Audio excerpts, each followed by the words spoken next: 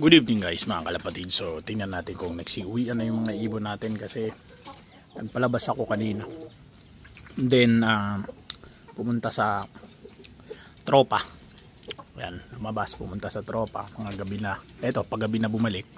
Tingnan natin kung nag-uwian yung mga ibon natin.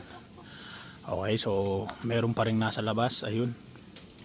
So may mga umuwi naman siguro. Ayun, nasa loob sila yun. So sana hindi ano yan, ayoko kasi baka mabugaw. Mukha namang mga nag-uwian naman ata. So ayoko na lang sila gambalain ngayon. So yung mga ayun, may mga umuwi naman. So ayan pa yung iba. So hindi na natin siguro sila gagambalain ano. So tingnan tayo dito sa likod. Baka kasi magambala sila guys. Madakma pa sila ng pusa doon. Pag lumipat sila doon, madadakma pa sila ng pusa. So ang importante umuwi yung iba, no? So ayan, no, nandyan sila. So ito matitigas talaga tong tatlong to. Palagi naman yan. Yan, lagi yan. So at least kahit papaano alam nating umuwi yung iba, no? Ang di ko lang alam kung umuwi yung tatlo na, kasi umuwi naman sila nung last video ko na pinakawalan ko. Umuwi naman yung tatlong YB na, di ba? Sabi ko ipamimigay ko. Till na wala pa rin kumukuha. So pinakawalan ko, umuwi naman sila. Nandun sa malaking kulungan. Oh, so ngayon ang hindi ko alam is kung umuwi ba ulit sila. Umuwi ba ulit. So ngayon hindi ko pa sinisilip yung kulungan na yan kasi nandito pa tong tatlong to. So tingnan natin tong tatlong to kung uuwi. Tapos saka ako ulit sila balikan. Ang plan ko kasi guys is kahit naka duty ako, hayaan ko na lang sila sa labas. O parang nakapapabuksan ko na lang yung kulungan na yan para hindi na rin nahihirapan yung mga nasa bahay na maghagilap sa kanila pagka hindi sila umuwi. So ngayon tinitrain ko sila na umuwi na lang. O tinitrain ko sila na pagka ganitong oras dapat nasa loob na sila ng kulungan. So nag-iwan ako ng pagkain doon bilang pangbitag muna sa kanila siguro. Para nang sa ganon masanay na sila na umuwi sila. Nasanay kasi sila na nasanay kasi sila na kahit nasa labas sila pinangakain ko sila. So ngayon ang gagawin ko ngayon, pag wala sa loob ng kulungan walang pagkain. So ganoon na lang. So ngayon para pumasok lalagyan ko ng pagkain muna yung kulungan. Ayan, para masanay sila na dapat umuwi ako kasi sa loob ng kulungan may pagkain. Okay.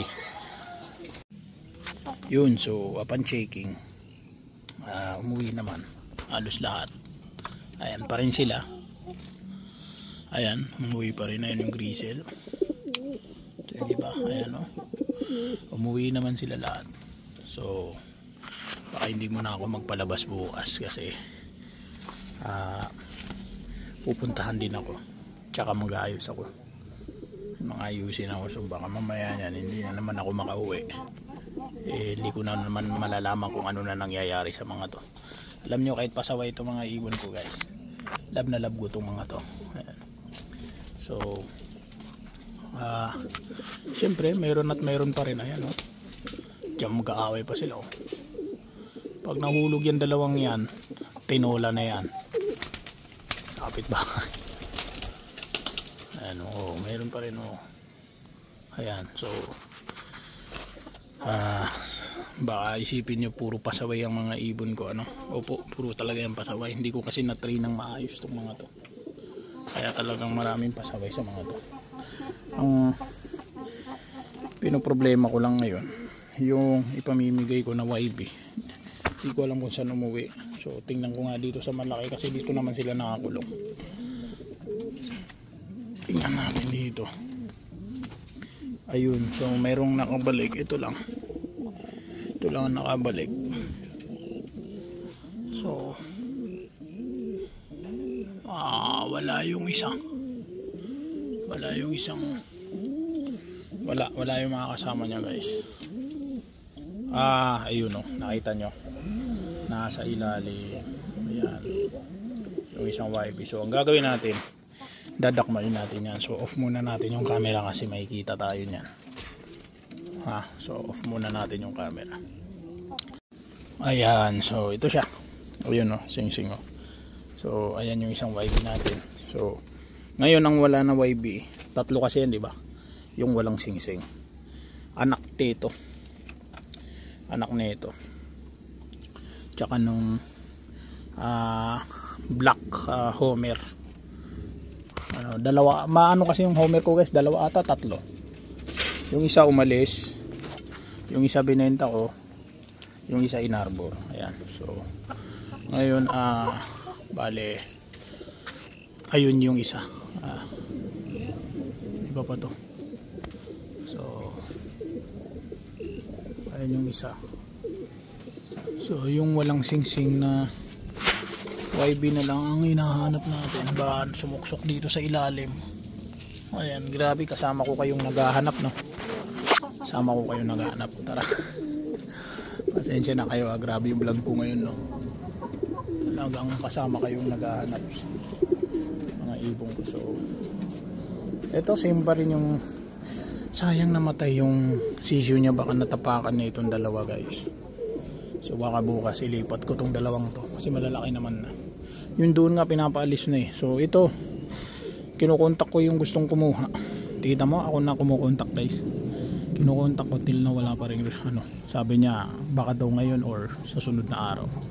So tingnan natin. Pag wala pa rin, kukuha na ako sa iba nating mga gustong mag-ibon. Okay, so bukas kasi bago ako umalis siguro maglilinis muna ako. Ang dumi talaga ng kulungan nila. So ngayon ang iniisip ko ngayon, saan nagpunta yung isang YB? Kasi itong mga to hindi YB, itong mga to. Hindi kaya nandito guys sa isang, ayoko naman pili. Wala talaga.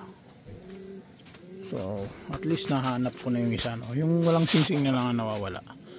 So malay naman natin nandyan lang yun. So okay, so balete yun. Balete ito guys, itong tinatambayan ko dito. Wala namang, yung iba natatakot kasi baka daw may nagpaparamdam, may mga nakatira. So hindi kasi ako masyadong naniniwala sa mga ganyan. Pero kung meron man, at least hindi natin sila ginugulo. Ganun lang naman daw yun. Pag ginugulo daw sila, sige, pag-usapan na natin. Total Halloween ngayon, di ba? Mag-Halloween pa lang. So kapag ginugulo mo daw sila, doon din sila parang nagre-react. So mababait naman yung mga yan. Huwag lang natin sila guluhin. Kung may maramdaman, kahayaan mo lang. Okay, so nahanap ko kasi yung isa guys. So dito meron din daw nararamdaman. Ako kasi wala talaga ako nararamdaman dito. Kakaiba.